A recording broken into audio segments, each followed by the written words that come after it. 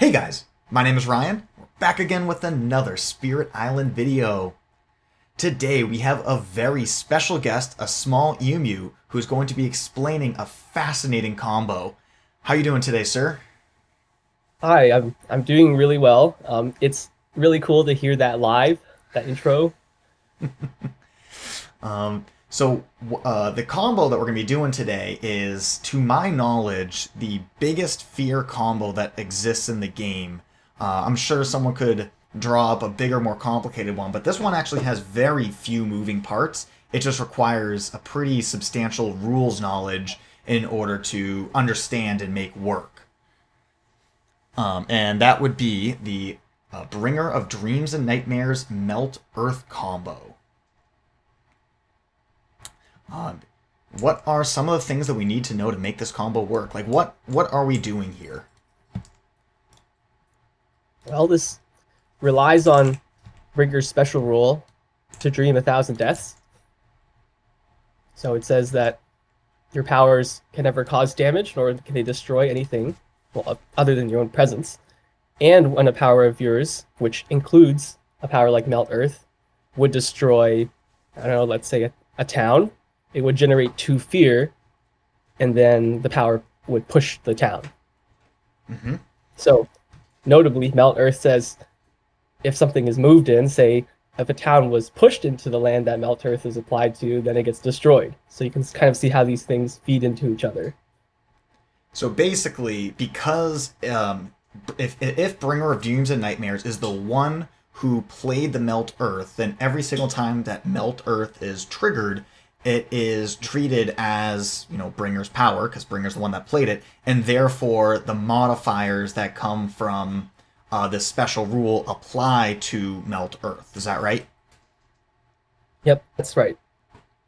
And so I said modifier, but I believe this would actually be called a triggered action.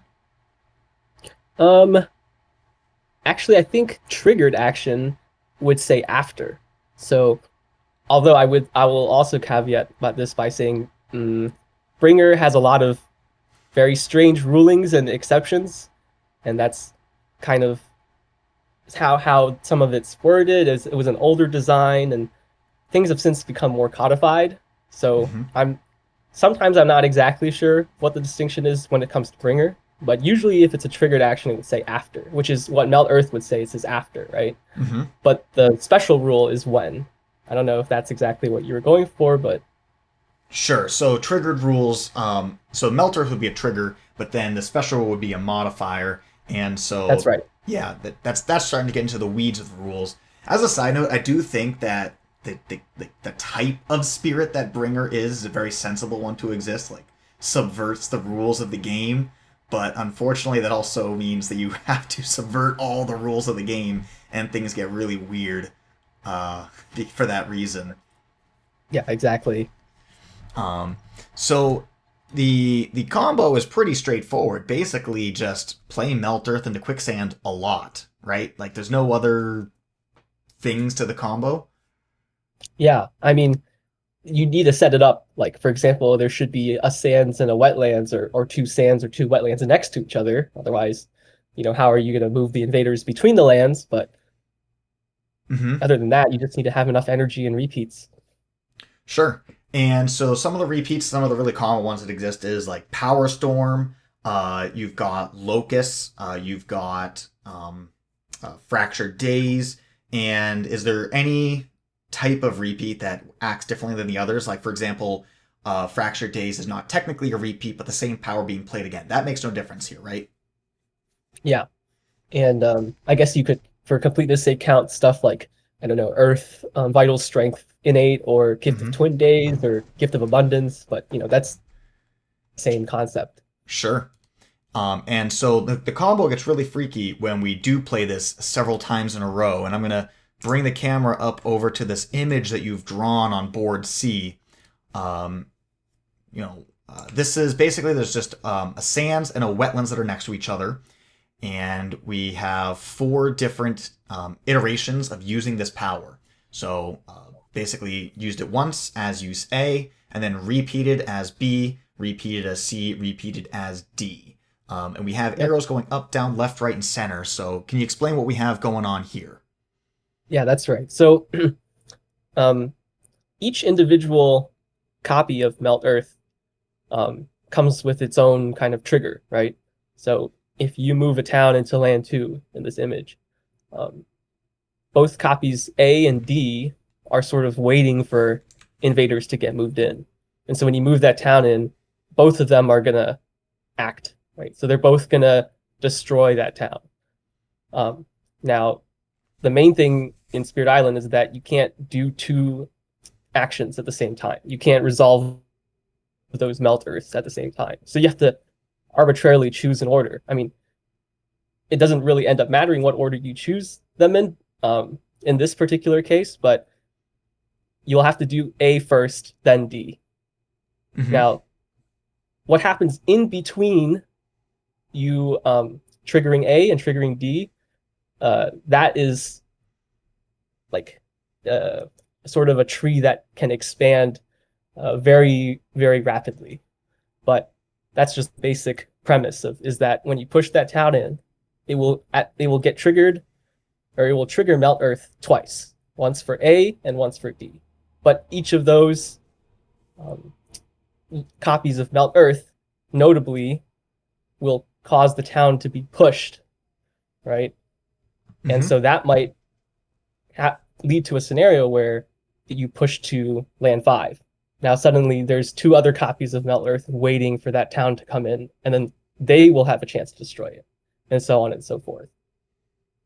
So as I'm looking at this, what I'm seeing is that when we go from, um, uh, I see on the right hand side here that it says that there are 7 triggers. So A to B is one trigger, and A to C is a different trigger. But nowhere in this chart does it go from like A to B twice. So each path from one to the other can only happen once. Is that right? Yeah, so actions cannot trigger themselves even indirectly, right? So if Melt Earth copy A is triggered and it pushes to land 5, and then Melt Earth copy B is triggered and pushes back to land 2, then Melt Earth copy A cannot be triggered again because it was somewhere up this kind of chain of actions.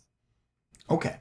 And let's so that's like taking this like 4 use example and boiling it down to just 2 uses, right? If it was used once and then maybe Gift of Twin Days used a second time, we would get like from A to B, and then if B goes back to A, that's it. That's the end of the combo. There's no more That's to be it. had. But Exactly. if we were to, on the other hand, make this more complicated, let's say, for example, we had Locus in the game. And one of the important things to note that if we repeat this power with Locus, we are no longer terrain restricted on that repeat, right? Yep. And Yep. so let's just say that Locus came in and we did it here in land number 4. And we just had one additional use of it. How would this increase the branching of paths? Would then A be able to go to 4, D to 4, C to 4, and B to 4, allowing for all of those uses again? And then from land 4 back to each and every one of them? Yes, that's correct. Although the thing that makes this combo very tricky to work out when it has, maybe more than 4 copies and maybe more than 2 lands is that Melt Earth requires that the invaders are moved before they can be destroyed. So if there's nothing to move them into a particular land, then the chain will stop. So if there aren't enough uses of the power to push to land 4 repeatedly, then it will run out. Okay, so basically what we're saying is there are 4 uses here, A, B, C, and D, and those are the 4 times that it'll be able to get pushed into land number 4. Well, And that's not quite true either. Okay. Yeah, here we have an example of one use of Melt Earth in these 3 adjacent lands. Now, say this one was the one in land 4 was created by Locust because it's not in sands or wetlands. Okay, so you can sort of draw the directions that the town could be pushed in from each land, right? Let's say we have some town in C1 and we push it into C5. So of course, C5 is going to trigger, and it's going to destroy the town, or dream destroy the town, as some might say, which will generate 2 fear and cause the town to be pushed. Right. Mm-hmm. So you have 2 options to choose where to push it, but you can only choose one of the 2 options, right? Mm-hmm. So let's say you choose to push it into land 2. Okay, well, now it got moved into land 2. Now you have another option, right? So it gets dream destroyed in land 2, so it generates another 2 fear. Then you have to decide whether to push it to land 5 or land 4. Now, of course, if you push it back to land 5, the chain ends, right? Mm-hmm. So you're going to want to push it to land 4. Sorry, Okay, well then now you're in land 4. Well, you can push it back to land 5 or land 2, but actually you're done, right? Because this was just one chain of actions, Okay. and you've used all 3 uses. Sure. If you had chosen to push from 5 to 4 initially, it would have been a very similar result.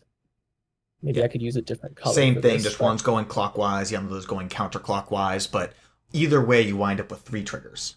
One per. Exactly. So the interesting thing usually happens when you have at least 2 uses of Melt Earth in the same land, because that's where what I talked about applies, where both of the copies will get triggered at some point, but you have to resolve one completely before you can begin resolving the other one. Okay. That's how you get all these like branching chains. Sure. So if we were to have just one additional isolate repeat here in land number 5, then, as I understand, we can do this chain, and then finishing out with the pink cycle. With the pink cycle. Okay. So that will happen, and now we begin the red chain. So then we could then go with this red one. Let me change my pen here. So we go now red triggers to here, to here, to here. And so that would give us 6 uses. Six triggers out of 4 uses. That's right. Because you have to resolve the complete chain that begins with green, which actually this is not 6 uses, right? This is technically 8 uses, because it goes green, white, orange, red. Mm-hmm. And here's the important thing is that Melt Earth comes with an isolate, which is very convenient. When you have to, normally you have to push the town, but because of the isolate, you can choose to not push the town. Or rather, you can choose to have the land not have any adjacencies, so then it can't get pushed. Okay. Okay, so, but that means starting with green, we triggered Melt Earth 4 times. Right? That's 8 fear. Oh, because you basically push it from green to red? Well, no. If you notice, the town getting pushed into land 5 triggers green, and then it gets pushed to land 2, which triggers white. It gets pushed to land 4, which triggers orange, and then it gets pushed to land 5, which triggers red. So that's 4 triggers right there. Okay. So that concludes the entire chain of actions that started with pushing the town into land 5 and choosing to trigger the green copy of Melt Earth first. Mm-hmm. Okay, but after you're done with that entire chain, you have to kind of remember from way back that when you push the town in originally from land 1 to land 5, both the green and the red copies need to be triggered. Mm-hmm. But like directly by that town getting moved into 5. So we just finished letting green trigger. So now we have to let red trigger. So now that the town is in 5 again, we can say, okay, let's do that chain. So red is going to trigger, push to 2. White is going to trigger, push to 4. Orange is going to trigger, push to 5. Green is going to trigger. So that's eight uses of Melt Earth. Okay. So now you might be thinking, but I already triggered red, right? Why do I get to trigger it again? Yes, well, that is what I'm thinking. Mm-hmm. Well, the answer is because red never directly triggers or indirectly triggers itself. The only things that trigger red are the town getting pushed into land 5 initially, Hmm. and um, when land 4 pushes into land 5. So orange triggers red twice, and the initial town push triggers red once. Or Okay. sorry, the orange actually only triggers red once. That's why it gets resolved twice, is because one of them is the result of the town getting pushed in, and the other one is the result of orange pushing into red. And at no point did orange get triggered from red in that first chain. Sorry if that's a little confusing, but No, no, it's fine. This is a very confusing thing, and that's why we're talking about it, is because it is such a weird, unusual thing. So I'm going to start drawing some stuff just to the left of the board here. yep. So just to kind of put this into clear terms, maybe I need to hear this one more time. So we have your start push, Mm-hmm. and then that push coming in is going to trigger green. How do I want to write this? So maybe start to green, and Mm-hmm. then that this would then produce like 2 fear. Yep. Okay, then it'll be green to white, Yep. white to orange, Mm-hmm. orange to Red. cause to red, Yep. and then it would go red to white. Well, actually, no. So on the Okay. last usage of red, you just choose the isolate to stay, like put it in, keep it in place. Okay, so this would then be red to green. Or no, so it just ends the chain, right? Because if the town doesn't move, then the chain ends. Sure. So now Okay. Yep, yep. we've ended the chain of actions that started with green getting triggered. Mm-hmm.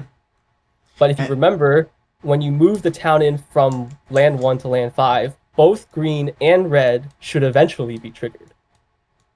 yes. And so then just a little bit below it, I'm going, so start to red, red to white, white to orange, and then orange to green. That's And right. so let's just say that I boofed this, right? And we executed this whole thing, and I go red to orange, and then I forgot that I didn't have to push it, right? And I pushed it again. Then this simultaneous change just can't exist because the town is no longer in the location where it's supposed to be. Is that correct? Yes, that's right. So even though the red and the green have to be triggered eventually, if the town isn't there, it can't, the melt earth can't destroy the town. So the trigger kind of just fizzles and passes away. Okay, that makes perfect sense to me. And each one of these lines produces 2 fear because of one town. So in total, this would be 16 fear off of this whole circumstance of events. That's right. And the way that I understand this works is that it only works with towns because Bringer of Dream, like let's say that we're playing, Finder of Paths Unseen, and Finder can push cities, but the special rule for Bringer of Dreams and Nightmares cannot push cities. So if this was like a situation with Finder, and Finder wanted to be all cool and try and get extra fear, it just wouldn't work. Is that right? That's right. Now, if you're playing with the violence aspect, then it will work with explorers Yes. because violence gets you 1 fear for every explorer dream destroyed. Well, technically, it works with base. You just get like 8 repetitions of 0 fear, which is really cool and not useful.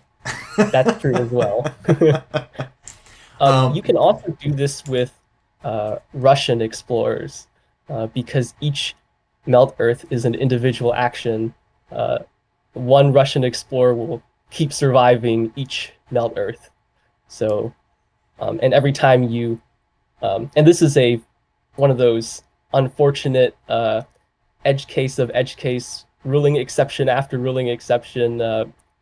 Bringer is able to get 1 fear, or is not able to get 1 fear, but you can choose the Russian explore destroy one fear, even though Bringer's the one that destroyed it. Does that make sense?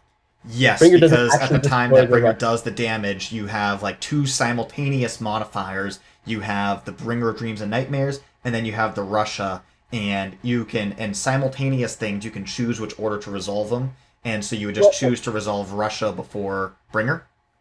that's not quite true. It's Russia says if an explorer would be destroyed, but Bringer says it never destroys. So theoretically, like by a strict reading of the rules, it shouldn't be possible to get the one fear, but it's been ruled by a higher up authority that yes, you can get the one fear from Russia. Okay. All right, that makes Yeah, sense. It's there's deep in the absolute ethics. legalese. Yeah, that's right. Bringing it back to this combo on the table, there's this combo works exactly the same if I were to have two towns coming in, right? Or really an Yep. infinite number of towns. You would just Yep. produce X amount more fear per cycle. Yep. So you can sort of do a quick calculation by the number of triggers times the number of towns times two would be how much fear you get. Very, very cool. Well, this makes some sense to me. Right. This, uh, yeah, and let me think. Like in Oh, here, there's I one more have thing I three should. lands. I guess I Yeah. could play around with it. Maybe instead of wasting your time, maybe I'll play around with trying to figure out how to make like the fifth one in land number four work. It might Right. not Right. work, but I'm sure I could tool around with it. Something to noodle around with in my own time. Um, Well, there's one thing I would like to point out about my diagram first is that my diagram says 7 triggers on it, but if you notice, I drew the purple arrow going from the town to uh, copy A, the white copy, right? I didn't draw another arrow going to copy D. So 7 triggers is actually half of what should happen. So setting up 2 Melt Earths in 2 adjacent lands actually results in a 14 times multiplier on destruction, which makes it oh, probably one of the more efficient setups. that's very efficient. Yeah. Okay, so you've got so this whole thing on the right side here on your picture, the C7. So that's 7 triggers just starting from A. Then you get another 7 triggers starting from D. Yeah. Wow. And the reason it works is, like I said before, you want to kind of put 2 copies of Melt Earth in the same land whenever you can, because that's what causes that branching action chain to happen.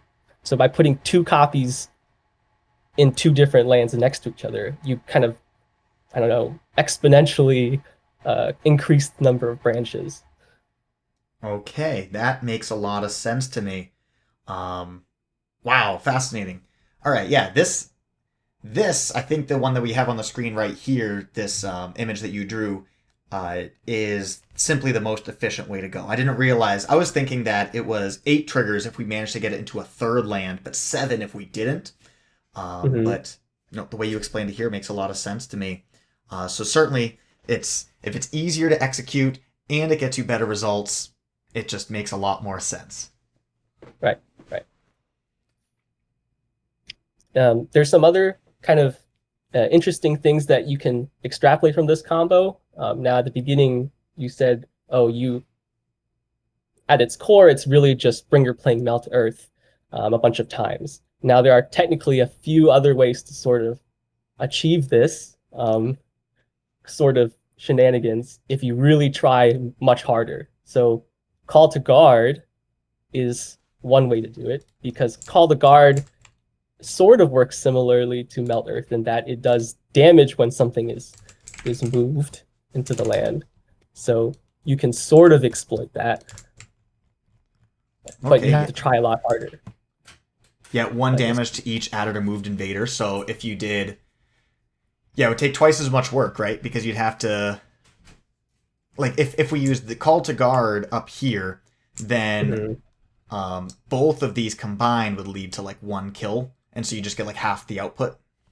Well, that's not true either because Call to Guard, each individual use of Call to Guard is well, sort of. Bringer can't stack damage, right? Bringer never causes damage, Oh, that's right. You'd so have to the have a. damage would have to be enough to completely kill the town within the same action. So you'd have to put Badlands into the lands, right? Yep. Sorry, I broke it as I Or was do trying it to with drop a Badlands Explorers. in. Yeah. Or you could do it with Explorers, um, similar to the Russia thing, um, which I'll mention that in a moment again. But yeah, so you need, and then on top of that, the combo breaks a little bit if you don't have the isolate specifically. Melt Earth is nice because the isolate comes with the power, but with Hmm. Call the Guard, you'd have to additionally invest isolates into the lands that you're bouncing back and forth. Yes. Yeah. So you get the same thing if you include 7 more pieces. Yeah, that's right. Now, the important thing about Call the Guard, though, is that um, you can sort of replicate the Russia explorer killing chain with spirits other than Bringer. That's where it gets Yeah. very crazy because theoretically any spirit could set up this combo if you're playing versus Russia and all the pieces align. Like, I mean, it's much more difficult than Bringer just being able to do it with anything. But yeah. Interesting. But yeah, I'm immediately thinking that Call to Guard is the kind of card that someone like a Finder of Paths Unseen really likes. Mm-hmm. Just it's on element, it's cheap, it's the type of effect that you like to draft because you don't have to pay responsibilities. And then you have your own built-in isolates as a part of Mm-hmm. your kit.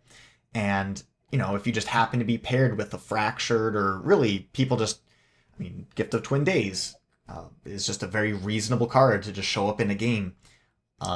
It seems like the kind of effect that can actually happen semi commonly as long as you see the pieces ahead of time. Although I do think Finder does have to pay the responsibility. I'm not exactly sure how many times it has to pay, but it does have to pay at least once. Really, even though that the Yeah. explorer doesn't die. Oh, I have to think about that. Yeah, you're right. The Explorer never dies, and Yeah, I'll have, yeah, interesting. that's a good one. I hadn't even considered that one. Because, well, I think that's an important question to ask, right? Is because if this whole combo that we have here is begun by Finder of Paths Unseen pushing the town into C2, and then we have the whole bringer chain happen, because at no point is the invader killed, we should be in the clear. Yes. So when Finder pushes something into the Melt Earth combo and Bringers don't replace it, it should be fine. I did think about it though. With Call to Guard and the Russian Explorer, um, unfortunately, I did overlook one thing, which is that you won't get as high returns usually because if you apply the isolate, then the Explorer does actually die. So there's that. Oh, yep, that's true. That is absolutely true. So you won't get Okay. the heights of this combo, but you will get pretty good results usually. Well, it's Yeah, always nice to do. It doesn't have to be useful, doesn't have to be good. If it's cool, it's worth trying. yeah, yeah. Awesome. Well, hey, I got a game set up on the Handelabra version. This may be the first time that anyone's ever really tried this on Steam. We're gonna see. Usually the Handelabra game is really good at handling these weird rules, but we're gonna see if it has this one in there too. So I'm gonna uh, jump over that way. All right, so in between, not to waste everyone's time, if you take a look at the logs, you can see that we have played Melt Earth 4 times. So starting at the beginning of the turn, we have a use of Melt Earth in A4, and you can see all the chain of events. Fractured uses a slip, Melt Earth into H7, and you can see we produced a ton of fear, bouncing it back and forth, just playing out the trigger. Okay, slip again, another Melt Earth into A4, slip again, Melt Earth into H7 with a whole lot of fear triggers. So, to kind of timestamp everything that we have going on, this is the War of the Shores scenario, so there is no fear victory. It's an infinitely large fear deck. So at the start of this combo, we have 22 out of 24 fear and 1 card is our starting position. And then so when we see our ending position, we'll be able to see how much fear we have. But if the math is correct, we're going to push these three towns back and forth between the two of them. It should be 14 times 7 fear. Is that right? 14 triggers. And sorry, it would be 8. 14 triggers of 6 fear each. Is that right? That's right. So 84. 84 fear is what should be produced, which is going to be worth some 3 cards and change. Yeah. Let's see how it goes. Go here. Go 1, 2, 3, and might as well pick up an extra 5 fear on top for fun. All right. You'll just have to factor that in at the end. Oh, and if we push this out, then the Andalabra will make us ask certain triggers. We're going to push this out to save it. Save all of that clicking.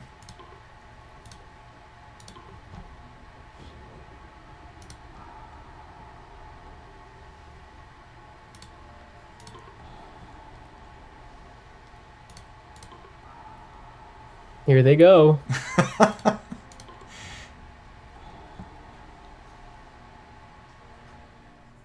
Okay, so that was. So we went here and went 1, 2, 3, 4. Now we need Yep. to make everything not adjacent, right? No, so the way it's set up, I think you can actually get away with making them adjacent every time. So this is easier for you. Okay. Yeah. Adjacent.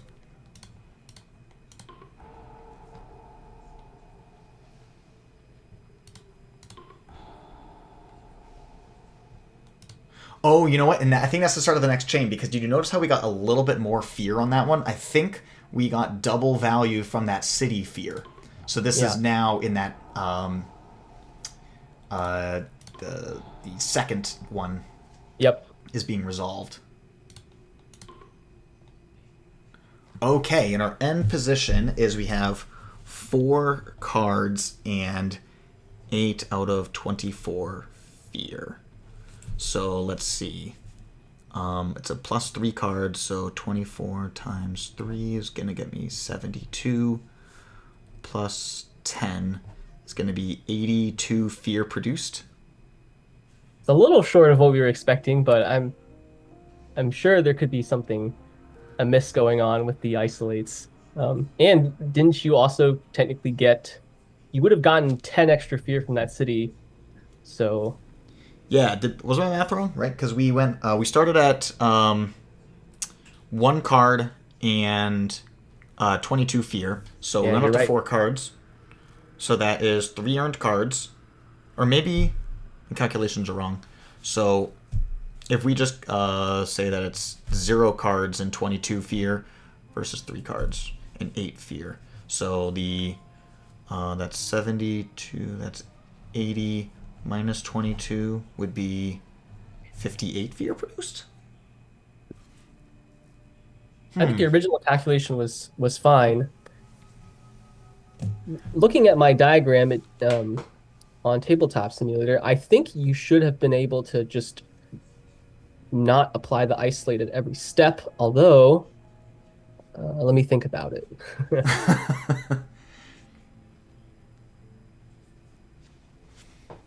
And if we were to redo it, how many times do I have to click undo? Yeah, I know, right? Oh my gosh. We can take a look at the logs.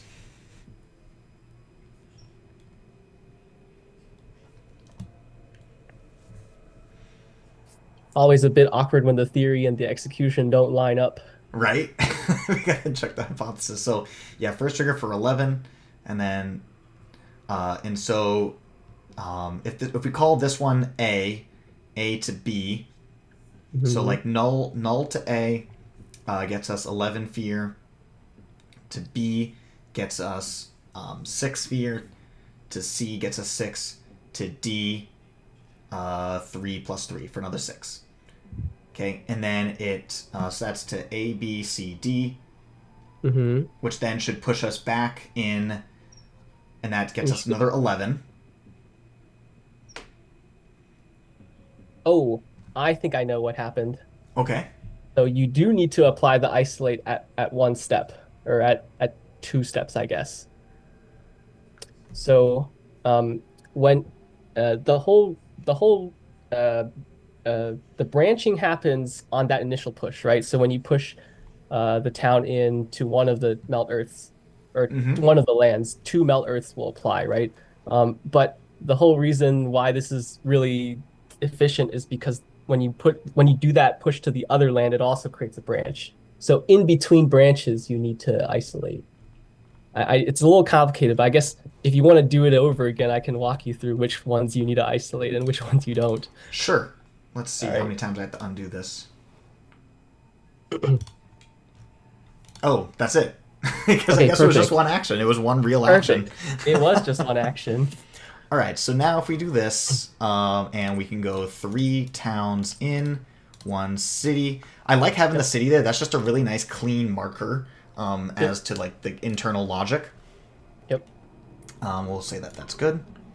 All right, so the first couple steps were correct, right? We want to do this. Yep. So you want to do it, yeah, push it once, twice, and three times. Yeah, you want to do it Once, three times. twice, and then 3 times.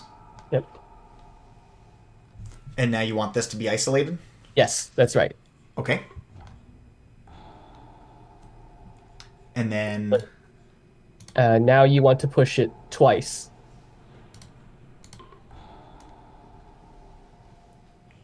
okay. Okay, so now you've basically ended up back at the start, right? You've fully Yes. completed the action chain that begins with the one of the Melt Earth copies in that sands. So that should have been the seven triggers that I talked about. Okay, let's go Although, back and double check. We got 9. Oh, sorry, 2 plus 9 for 11, right? That includes mhm, the 5 from the city. yep. And then we got 1, 2, 3, 4, 5. Wait, 1, 2.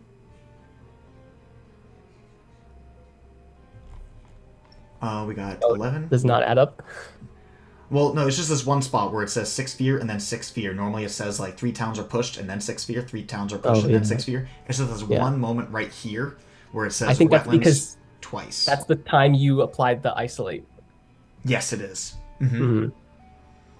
Okay, so we have 1, 2, 3, 4, 5.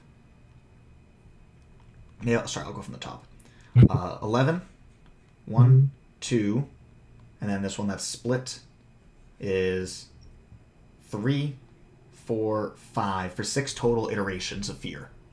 That's interesting. I thought it would be seven, but maybe there's something.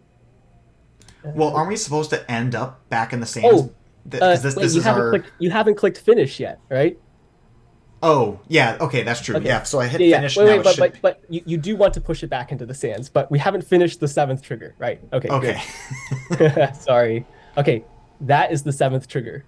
All right. Yep. So now we sort of just replicated the initial push again. I mean, not really, but now it's back in that land the sands A4.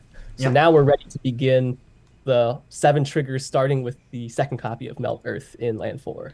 Okay, and so if the theory holds that this should be an 11 fear bump, right? Because now we're getting Yes, the city again, and now we that's want right. to I have allow to do the this. same. You have to do the same chain again. So you have to do it. I think you have to allow the adjacency three times, and then choose to isolate it, and then and then allow for it the rest of the time. Okay. Okay, so we got our 7, and now we should get another 11 fear here, and then start off our next 7. So let's Yep. click this. So 3 plus 8, there we go. And now this is chain number 2. So Yep. that was, we want to do, that Three was the first times. of 3 pushes. Yep. 2, 3, and now we keep this isolated. Yep. And the reason you do this is because you want the other copy of Melt Earth in this wetlands to trigger now. Mm-hmm. So